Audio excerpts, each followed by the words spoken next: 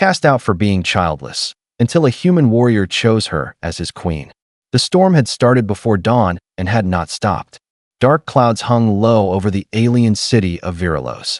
Rain beat against glowing windows and ran down metal roofs like the sky was crying. In the middle of a wide street, a woman stood alone. Her gray cloak was soaked. Cold water dripped from her hood and slid down her cheeks. She did not move. She held a small travel bag close to her chest, as if someone might still take it away. Her name was Leora Valen. Once, she had walked these streets with her head high. People had smiled at her and called her blessed wife. Now, no one even looked at her. Those who walked by lowered their eyes or crossed to the other side of the street as if she carried a sickness. Her husband's last words still cut through her mind. "You are barren," he had said, voice like a knife. "What good is a wife who cannot give a child? I need a real mate. Someone who can continue my line." He did not whisper it. He shouted so the servants and neighbors could hear. Then he had pointed at the door. "Leave, Leora. You are of no use to me." She did not cry then. She had already cried too many nights alone, holding her empty stomach and praying to the twin moons for a child that never came. She had given him everything: care, loyalty, respect. But to him, her whole worth lived in a child her body could not make. In Virilos, a woman without children was nothing. People put her aside and pretended she had never mattered. She took a slow breath and began to walk. Her legs felt heavy, but she forced them to move. The bright center of the city faded behind her. Shops and tall towers turned into older buildings, broken lamps, and cracked streets. The rain followed her every step. She had no parents left, no sisters or brothers. The few friends she once had slowly stepped away when the rumors started. In the last weeks, she had sold the last of her jewelry for food. Now her money was gone. Her stomach was empty, but her heart hurt more. At the far edge of the city, the streets turned to dirt. Ahead lay the open wildlands. Distant hills. Hard ground. No lights. No safety. Somewhere beyond those hills, she knew, was a small human colony. She had heard stories about humans. That they were rough and loud. That they were dangerous when angry, but sometimes strangely kind. Her people said it was better not to deal with them at all. But her people had thrown her away. The wind grew colder as the sun began to sink behind the hills. Her cloak clung to her like ice. Her steps slowed. Her vision blurred. Still, she walked toward the unknown. "I will not die in that house," she whispered. "If I cannot be a mother there, I will be something else, somewhere else." The world tilted. Her knees buckled, and she stumbled forward. Mud splashed up her legs. The sky spun. She felt herself falling, slow and heavy, toward the ground. Then strong arms caught her before she hit the dirt. "Whoa, easy," a deep voice said. Not sharp, not cruel, surprised, gentle. Leora tried to focus. Through the blur of rain and tears, she saw a human man looking down at her. He had tired brown eyes and messy hair. His face was lined, but his expression was kind. Behind him stood 4 small figures. Human children. They clung to the fence posts, staring with wide eyes. None of them looked afraid of her. They looked worried. "Are you hurt?" the man asked. She opened her mouth, but no sound came. All the strength ran out of her body. The world turned dark. She felt herself being lifted. The man's arms were warm around her, solid and safe. "Come on," she heard him tell the children. "Open the gate. We're taking her inside." Small boots pounded on the ground ahead of them. A wooden gate creaked open. Somewhere, a door swung wide. Then there was nothing but heat and the faint smell of fire and bread. And for the first time since she had been thrown out, Leora's heart felt something it had almost forgotten. Hope. Leora woke slowly, as if rising from deep water. The sound of rain was gone. Instead, she heard the soft crackle of firewood and the distant laughter of children. Warmth wrapped around her like a blanket of light. Her eyes blinked open. She was lying on a simple bed made of wood and cloth. A soft blanket covered her. A faint smell of soup and herbs drifted through the room. For a long moment, she did not move. She had not woken in warmth for many seasons. The door creaked gently. A human man stepped inside, the same one who had caught her before she fell. His hair was still messy, but dry now. His eyes were calm, steady, and a little tired. "Good," he said softly. "You're awake." Leora sat up too fast and winced. Her muscles ached from the cold and the long walk. "Slow," the man said, lifting a hand to help her sit. You were almost frozen when we found you." She looked around. The room was small but safe. Wooden walls, a stone floor, a single lamp glowing with golden light. Everything felt real, solid, alive. The man sat down across from her. "My name is Rainer," he said. "This is my home." He nodded toward the open doorway where 4 young faces peeked in, shy but curious. Ellie, Jonas, Milo, and little Suri. "My children." Suri, the smallest, stepped forward first. She carried a steaming bowl with both hands, holding it like a treasure. "For you," she whispered. Leora froze. Her own people had not offered her food with such softness in years. Her fingers trembled as she took the bowl. "Thank you," she whispered. Ellie, the oldest, stepped into the room. "Dad said you're from the other side," she said. "But you don't look scary." Jonas added shyly. "You look tired, like someone who needs rest." Rainer chuckled. "That's enough, you two." The children giggled and disappeared down the hall, their small footsteps echoing like bright little bells. Leora lifted the spoon. The soup was simple, vegetables and herbs, but warm and full of care. She ate slowly, tasting comfort she had forgotten existed. Rainer leaned back in his chair. "You collapsed near our fence," he said. "I couldn't just leave you there." Leora stared at her hands. Shame crawled up her throat. "I did not mean to enter your land," she whispered. I had no place left to go." "That's a good enough reason for anyone," Rainer said. "No one should be out there alone. Not in that storm." His voice was calm, honest, not something she was used to.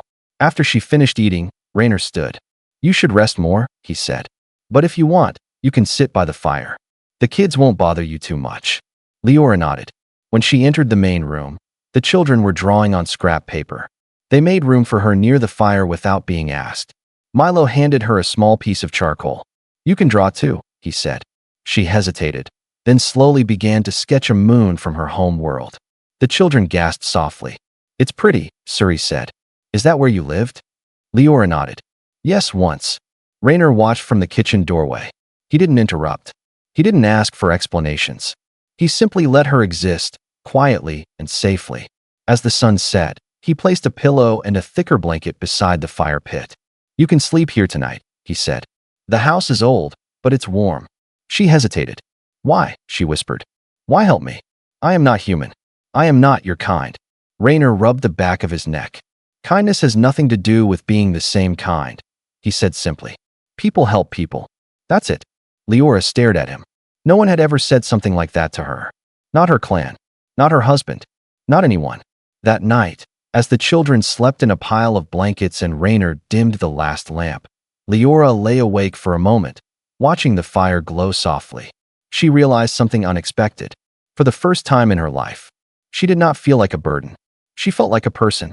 Maybe, just maybe, this was the start of a different life. A life she never knew she was allowed to have. She closed her eyes, letting warmth fill the cold places inside her. And she did not cry. Not tonight.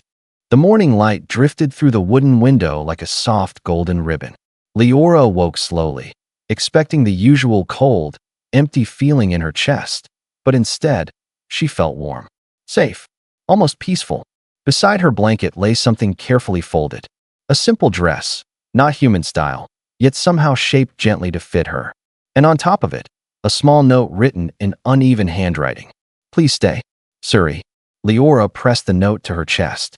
Her eyes burned, not from sadness, but something gentler. No one, absolutely no one, had asked her to stay in a very long time. She slipped into the dress. It was soft, comfortable, and smelled faintly of wild herbs. When she stepped into the main room, 4 little faces looked up at once. "You're here," Milo shouted, dropping a wooden toy. "We saved you food," Ellie added proudly. Suri ran to her and hugged her leg, as if it were the most natural thing in the world. Leora froze, her breath catching. Then she slowly placed a hand on the child's back. Rainer turned from the table where he was fixing a cracked pot. "Morning," he said with a warm smile. "Hope you like sweetbread. It's not fancy, but the kids love it." She sat with them.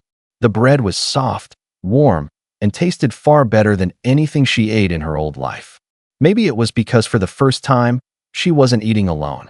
From that day, the house shifted in a subtle but powerful way. Leora began helping, not because anyone asked, but because her hands needed purpose. She washed dishes with Ellie, who chatted endlessly about forest birds. She picked fresh berries with Milo, who always tried to sneak extra into his pockets. She helped Jonas repair a broken lamp, surprised to find him patient and clever. And at night, she gently rocked Suri when the little girl had trouble sleeping. Rainer watched all this quietly. He repaired fences and checked old tools, glancing every so often at Leora with an expression she couldn't read, soft, grateful, and something else she didn't dare name. One afternoon, Rainer was fixing a loose board on the porch while Leora knelt nearby in the garden, planting small green shoots. The children chased each other around them, laughing like the world held no shadows. "You don't have to do all this," Rainer said as he hammered the board into place. Leora brushed dirt from her palms. "I want to," she replied. "It feels good to be useful." Rainer leaned against the railing, studying her with that gentle seriousness he always carried. "You're more than useful, Leora," he said. "You bring something into this home we didn't even realize we were missing." She looked up, confused. "What do you mean?" Rainer shrugged lightly. "Peace. Warmth. The kids laugh more now. They sleep easier. I do too." Leora lowered her eyes. Her voice was soft, almost too quiet. "On my world, they said I was broken. That a woman who can't give children is empty." Rainer paused his work. The hammer dropped softly to his side. "Well," he said, "that's a lie." She blinked at him. "Being a parent isn't about having the same blood," he continued. "It's about choosing to care, choosing to stay. Anyone can give birth. Not everyone can give love." Her heart tightened, surprised by the warmth of his words. No one had ever defended her worth before. That evening, after dinner, Suri tugged at Leora's sleeve. "Can you tell us a story? A real alien one?" Leora hesitated. "A story? Yes," Ellie said, grabbing a blanket. "A bedtime story." Rainer smiled. "They won't sleep unless you say yes." So Leora sat on the floor, the children gathering around her like curious little stars. She told them a tale from her home world, about a lonely sky guardian who searched the galaxy for a family. The children listened with wide eyes, leaning closer every time her voice dipped into mystery. When the story ended, Suri crawled into her lap, whispering through a sleepy smile, "I wish you were our real mom." Leora froze, her heart trembling. Slowly, she wrapped her arms around the child. "I'm right here," she whispered. That night, after all the children were asleep, Leora sat by the embers of the fire. She didn't cry. Instead, she touched the small flower Suri had tucked behind her ear earlier. For the first time in years, she felt something she thought she had lost forever. A sense of belonging. A sense of being needed. A quiet, growing hope. The human colony buzzed with excitement the following week. Bright cloth banners hung between wooden posts. Music drifted through the air from old instruments the settlers had carried across half a galaxy. The smell of roasted vegetables and sweet bread filled every corner. It was the harvest gathering, Rainer explained, a simple festival where the colony celebrated surviving another season. Leora stood at the edge of the square, unsure if she belonged among these smiling faces. The last festival she had attended on her home world had been filled with judgmental whispers and forced smiles. This felt different. Suri spotted her first. "Leora, come see the games." Before Leora could refuse, the little girl grabbed her hand and pulled her toward a group of children painting wooden masks. Ellie offered her a brush. Jonas painted a crooked sun on her cheek, grinning proudly. Milo handed her a small wooden charm shaped like a star. "You have to wear this," he said. "Everyone gets one." Rainer walked over carrying a tray of food. His sleeves were rolled up, revealing strong arms and skin tanned from long days in the sun. He smiled at her. "Not too overwhelming?" he asked. Leora shook her head. "It's beautiful. I didn't expect humans to have such joy." Rainer laughed softly. "We make joy where we can, especially out here." The music grew louder as villagers began dancing. Before she could step back, Suri shouted, "Dance with us, Leora," and tugged her into the circle. At first Leora stumbled, uncertain. But the children cheered her on. Rainer clapped with the others, and soon she found herself laughing, spinning, her long hair catching the golden afternoon light. For the first time in years, she did not feel like an outsider. But happiness is often fragile. A deep rumble rolled across the sky. The music stopped.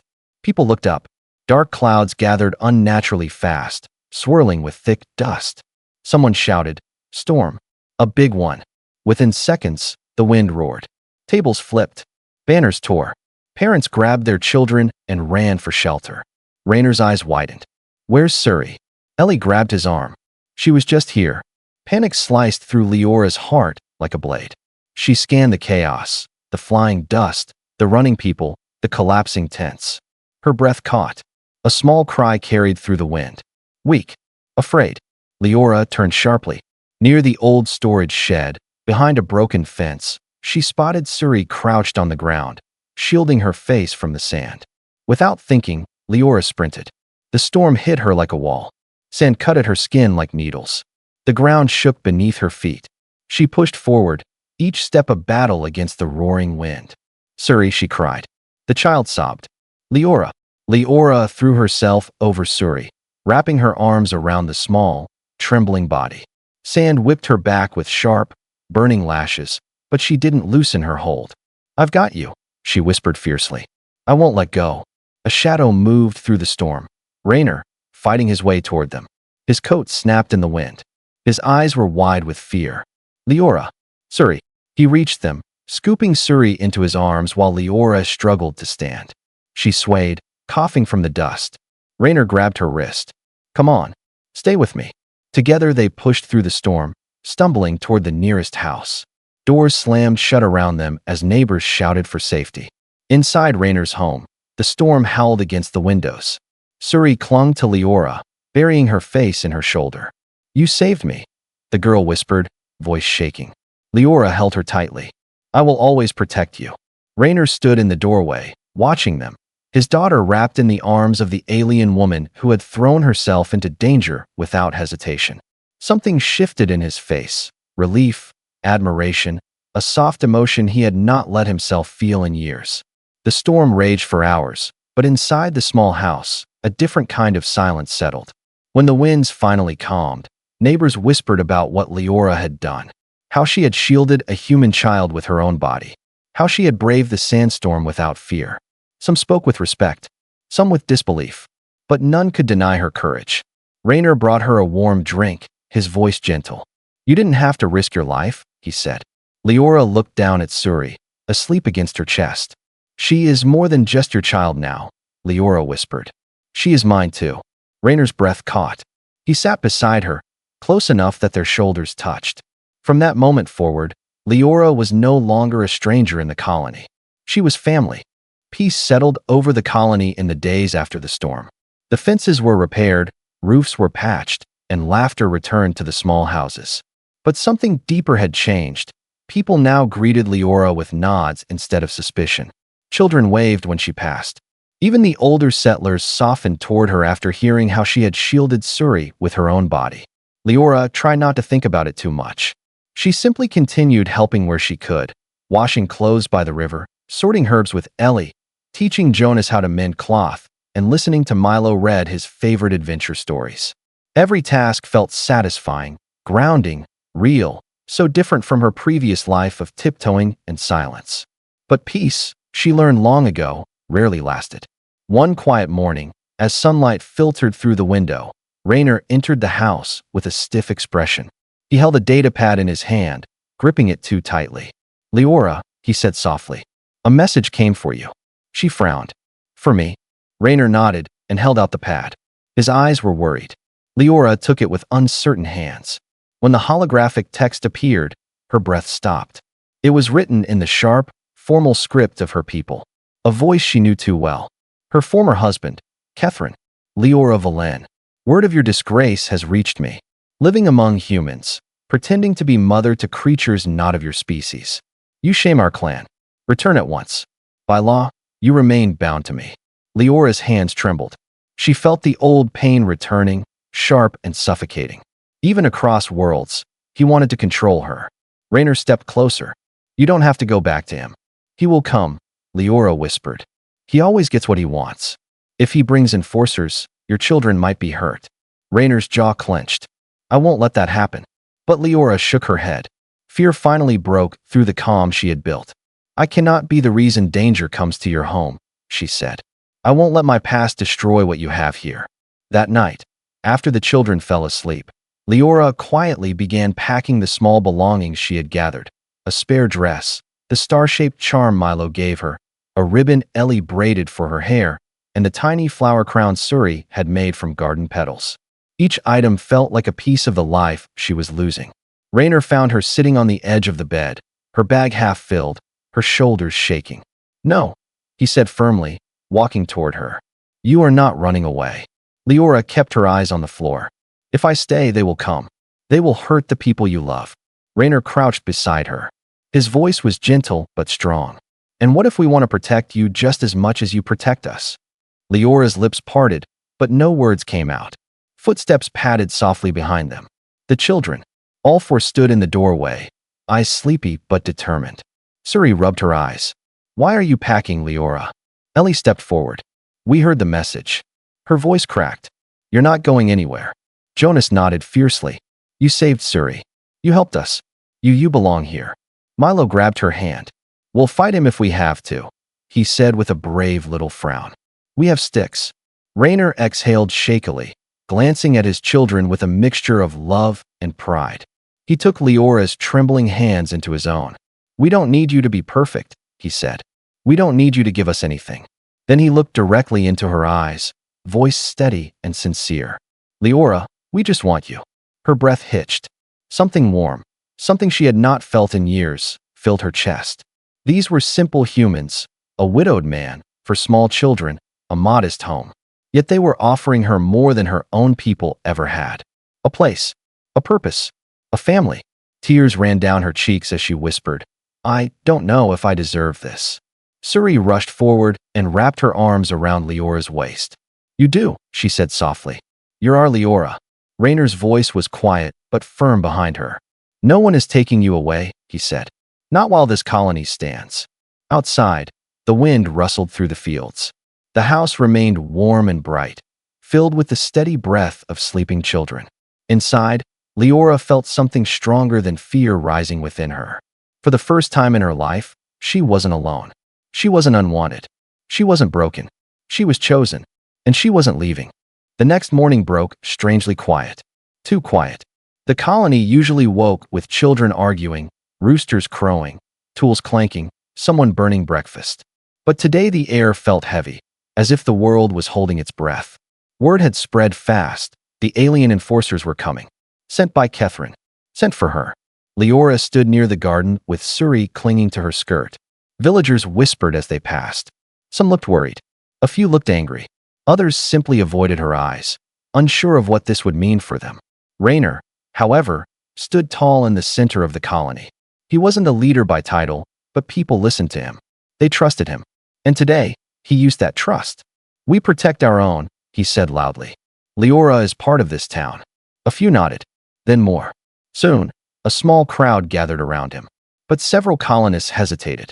"What if they attack?" one man asked. "What if they destroy our homes just to take her back?" a woman added. "Maybe we should hand her over," someone whispered. Rainer shook his head. "She risked her life for us. For my child. For your children. We don't throw people away here." The man's voice, steady and calm in fear, spread strength through the crowd. Leora wanted to speak, to say she wasn't worth this trouble. But when she opened her mouth, Suri grabbed her hand and whispered, "Don't go." Her throat closed. She stayed silent. Hours passed. The sun lowered, burning orange against the dusty horizon. Then a deep roar filled the sky. Shadows crossed the fields as a sleek black transport vessel descended, its engines shaking the ground. Villagers backed away. Children hid behind their parents. Dust spiraled as the ship landed outside the colony gate. The ramp lowered with a hiss. Catherine stepped out first. He wore ceremonial armor, polished and cold. His expression was the same as the day he had thrown her out, proud, cruel, and disgusted at the sight of her living freely. Behind him stood 4 armored enforcers, faceless helmets gleaming. He walked toward the colony entrance as if he already owned it. "Leora," he called, voice loud and sharp. "Come. Your place is with your husband." Leora's stomach twisted. Suri grabbed her hand tighter. Ellie stepped in front of her. Jonas took her other side. Milo stood with a stick like it was a mighty weapon. Rainer stepped forward, placing himself between Catherine and Leora. "She's not yours," he said firmly. "Not anymore." Catherine's eyes narrowed. She is mine by law. Raynor didn't flinch. Not here. Not in this colony. Villagers moved behind Raynor, forming a loose but determined wall. Farmers, carpenters, cooks, hunters, ordinary people, but united. Catherine let out a cold laugh. You humans are pathetic. You defend a barren woman? A failure. Leora's breath caught, but Raynor didn't move. Her worth isn't yours to decide, he said. One of the enforcers took a step forward, hand on his weapon. The colonists shifted. Some picked up tools. Others lifted shields made from scrap metal. Fear shimmered through the crowd, but no one stepped back. Raynor raised his voice. You will not touch her. For a moment, the air was still. Tense. Electric. Catherine finally looked around, really looked. He saw dozens of humans standing in front of Leora, ready to defend her, ready to fight. This was no isolated woman anymore. This was a community's choice. He realized something he had never allowed himself to believe. She was loved. His lip curled with frustration. You will regret this. But even the enforcers hesitated. They weren't paid enough to start a battle with an entire colony defending a single woman. Raynor folded his arms. Leave. Silence hung for a moment. Then, with a sharp gesture, Catherine turned back toward the ship. The enforcers followed without a word. The ramp lifted, engines roared, and the vessel rose into the sky, shrinking to a dark speck before vanishing completely. The colony burst into relieved whispers. Suri cheered first. Milo ran in circles with his stick like he had defeated an army. Ellie hugged Leora's waist. Jonas wiped tears from his cheeks and tried to pretend he wasn't crying. Raynor approached Leora slowly. It's over, he said softly. Leora felt her knees tremble. She wasn't sure if it was from fear leaving her body or hope filling it. She looked at Raynor, then at the children, then at the people who had stood beside her. For the first time in her life, she didn't feel like an object someone claimed. She felt like a person someone protected, someone worth fighting for. This time, she wasn't running. This time, she was staying. The colony slowly returned to life after the ship disappeared over the horizon. People let out long breaths they had been holding for hours.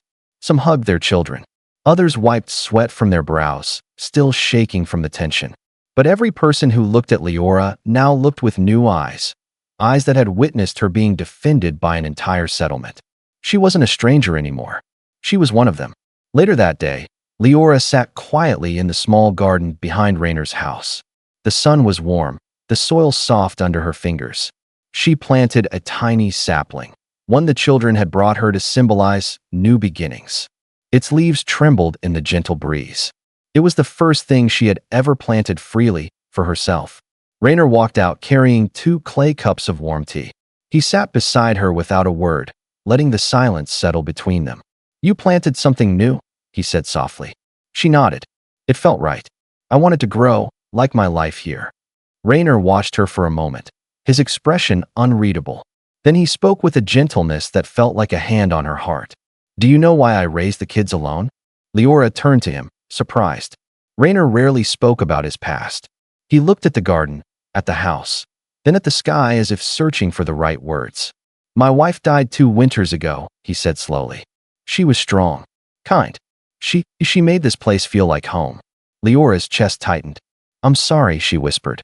Raynor nodded once. For a long time, I didn't think peace was possible again. The kids were hurting. I was hurting. The house felt empty. He took a careful breath. But since you came, the house feels alive again. The kids laugh more. They sleep easier. I sleep easier. Leora lowered her gaze. I never wanted to replace anyone. Raynor shook his head. You didn't replace her, Leora. You brought something new. Something we didn't even know we needed.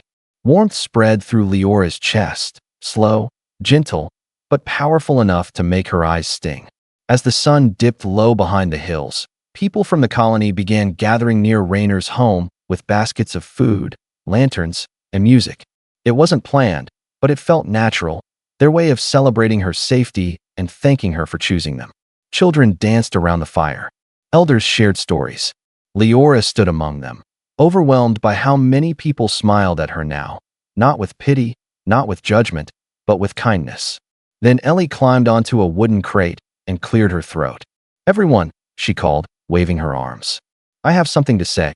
The crowd quieted. Raynor looked confused. Leora blinked. unsure what was happening. Ellie grabbed Leora's hand and held it high. "This is our mom now," she announced with all the courage her small body could hold. "She saved Suri, and she saved us too." The crowd erupted in cheers. Some clapped. Some wiped away tears. Even the grumpy old carpenter nodded approvingly. Then Suri ran forward with something small and colorful in her hands. A flower crown woven from garden blooms and wild grass. "For you," she said softly as she placed it on Leora's head. "You're our queen." Leora's breath broke. Soft tears slid down her cheeks. Tears she hadn't shed in many years. Tears of healing. Rainer stepped forward, his face warm with something deeper than gratitude. He took her hands gently. "Leora," he said, voice steady but thick with emotion. "You've been hurt, abandoned, and told your worth depended on something you couldn't give." She swallowed, trembling. "But here," Rainer continued, "your worth is simply you." He took a deep breath. Then he did something no one expected.